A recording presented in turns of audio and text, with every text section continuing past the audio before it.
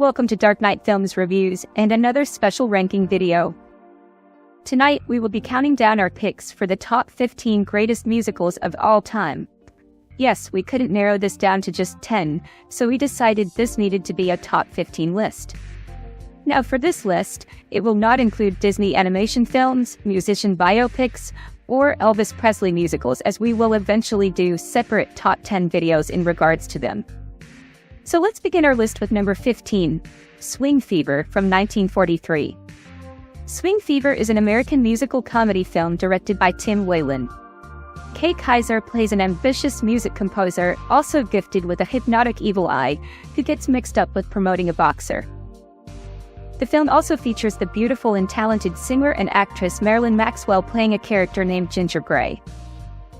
Now, since we're big Three Stooges fans at Dark Knight Films Reviews, this character's name reminds us of the famous scene from their short film Brideless Groom. Hello? Hello? Is this Ginger Grey? Yes? It is? Well, this is your little snookums. What? I'm about to do you a big favor. Will you marry me? I won't do anything of the kind. Oh. Coming in at number 14, we have Road to Rio from 1947. Road to Rio is an American semi-musical comedy film directed by Norman Z. MacLeod and starring Bing Crosby, Bob Hope, and the gorgeous Dorothy Lamour. Written by Edmund Bellloine and Jack Rose, the film is about two inept vaudevillians who stow away on a Brazilian-bound ocean liner and foiled a plot by a sinister hypnotist, played by Gail Sondergaard, to marry off her niece, as played by Lamour, to a greedy fortune hunter. The film also featured a performance by the Andrews Sisters. Road to Rio was the fifth of the Road to series, and in our opinion here at Dark Knight Films Reviews, it is the best. And coming in at number 13 is The Little Princess from 1939. The Little Princess is an American musical drama film directed by Walter Lang. The screenplay by Ethel Hill and Walter Ferris is loosely based on the 1905 novel A Little Princess by Frances Hodgson Burnett. The film was the first Shirley Temple movie to be filmed completely in Technicolor. It was also her last major success as a child star. Temple and Arthur Treacher had a musical number together, performing the song Knocked 'Em in the Old Kent Road. Temple also appeared in an extended ballet sequence. Temple did many films with the word little in the title, such as Little Miss Marker, The Little Colonel, Our Little Girl, The Littlest Rebel, Poor Little Rich Girl, and Little Miss Broadway. But none of them are as good a film as The Little Princess, in our opinion. And at number 12, we have Rock of Ages from 2012. Rock of Ages is an American jukebox musical comedy film directed by Adam Shankman from a screenplay by Chris D'Arienzo, Alan Loeb, and Justin Theroux, based on the rock jukebox Broadway musical Rock of Ages by D'Arienzo. The film stars Julianne Hough and Diego Boneta in his film debut, leading an ensemble cast that includes Russell Brand, Alec Baldwin, Paul Giamatti, Catherine Zeta-Jones, Malin Ulkerman, Mary J. Blige, Bryan Cranston, and Tom Cruise. Like the stage musical, the film features the music of many 1980s rock artists, including Def Leppard, Journey, Scorpions, Poison, Foreigner, Guns N' Roses, Pat Benatar, Joan Jett, Bon Jovi, Twisted Sister, Whitesnake, REO Speedwagon, and others. Even though the film flopped at the box office, Tom Cruise gained some critical success for his performances of Pour Some Sugar on Me and Wanted Dead or Alive. Coming in at number 11, we have A Star is Born from 1954. A Star is Born is an American musical drama film directed by George Cukor, written by Moss Hart, and starring Judy Garland and James Mason. Hart's screenplay is based on the original 1937 screenplay by Robert Carson, Dorothy Parker, and Alan Campbell. Garland had not made a film since she had negotiated release from her MGM contract soon after filming began on Royal Wedding in 1950, and the film was promoted heavily as her comeback. For her performance, she was nominated for the Academy Award for Best Actress.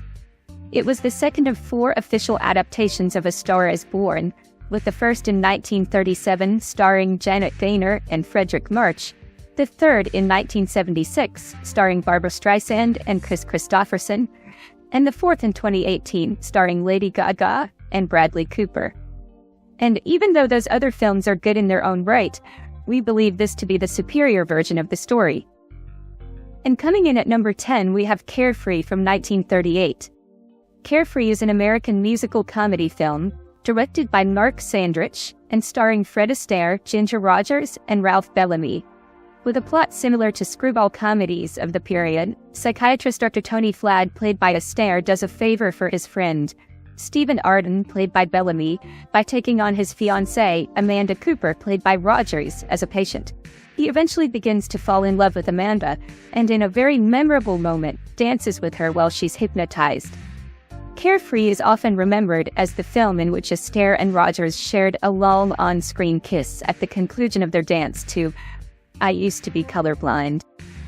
Many consider films like Swing Time as their best film together, but we agree with William R. Weaver, a critic for the Motion Picture Herald, who called it the greatest Astaire-Rogers picture. And at number 9, we have Chitty, Chitty, Bang, Bang from 1968. Chitty, Chitty, Bang, Bang is a musical fantasy film directed by Ken Hughes and produced by Albert R. Broccoli. It stars Dick Van Dyke, Sally Ann Howes, Lionel Jeffries, and Benny Hill. The film is based on the 1964 children's novel Chitty Chitty Bang Bang, The Magical Car by Ian Fleming, with a screenplay co-written by Hughes and Roald Dahl. Who would have ever thought that Fleming, the creator of James Bond, would ever write such a fun novel, and that Broccoli, producer of the James Bond films, would adapt it into such an amazing musical? Ironically, the role of Truly Scrumptious was originally offered to Julie Andrews to reunite her with Van Dyke after their success in Mary Poppins in 1964. But Andrews rejected the part because she felt it was too similar to Poppins. Sally Ann Howes, who had replaced Andrews as Eliza Doolittle in My Fair Lady on Broadway in 1958, was then offered the role, and she accepted. And at number 8, we have Westside Story from 1961. Westside Story is an American musical romantic drama film directed by Robert Wise and Jerome Robbins, written by Ernest Lehman, and produced by Wise. The film is an adaptation of the 1957 Broadway musical of the same title, which in turn was inspired by Shakespeare's play Romeo and Juliet.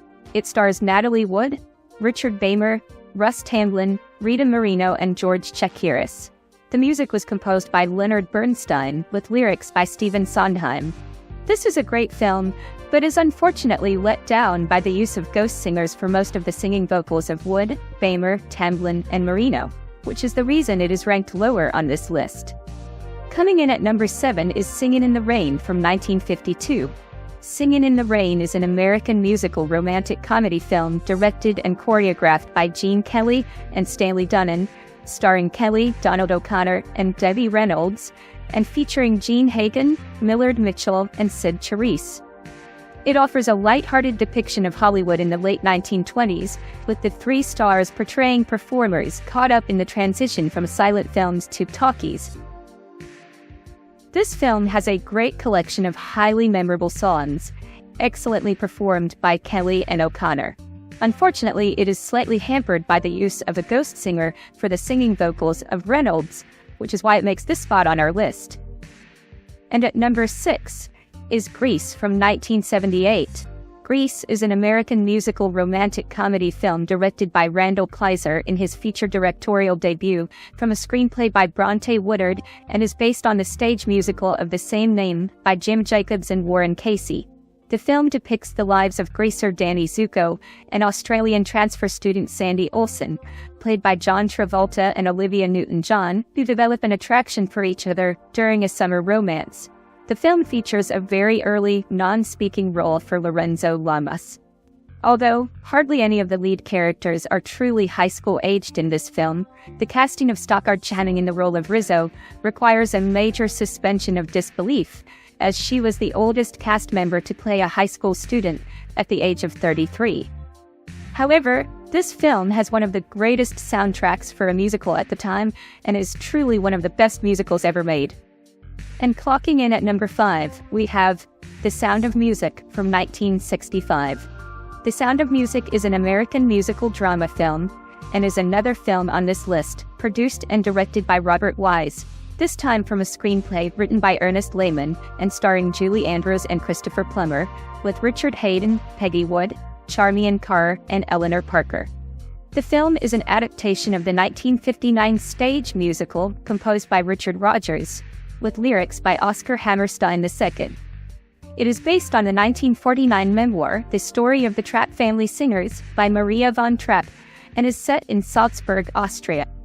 It is a fictional retelling of her experiences as governess to 7 children, her eventual marriage with their father, Captain George von Trapp, and their escape during the Anschluss in 1938. This is a damn near perfect film, only hampered by the fact that it is a bit overlong and that Plummer's singing vocals were replaced by a ghost singer. Coming in at number 4, we have Willy Wonka and the Chocolate Factory from 1971. Willy Wonka and the Chocolate Factory is an American musical fantasy film directed by Mel Stewart and is another screenplay written by Roald Dahl, based on his 1964 novel, Charlie and the Chocolate Factory.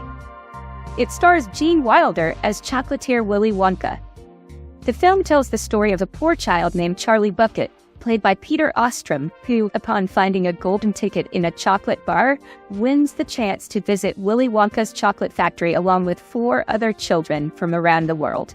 This is a beautifully made film, and the excellent performance of Wilder as Wonka will never be able to be topped. Definitely one of the greatest musicals of all time.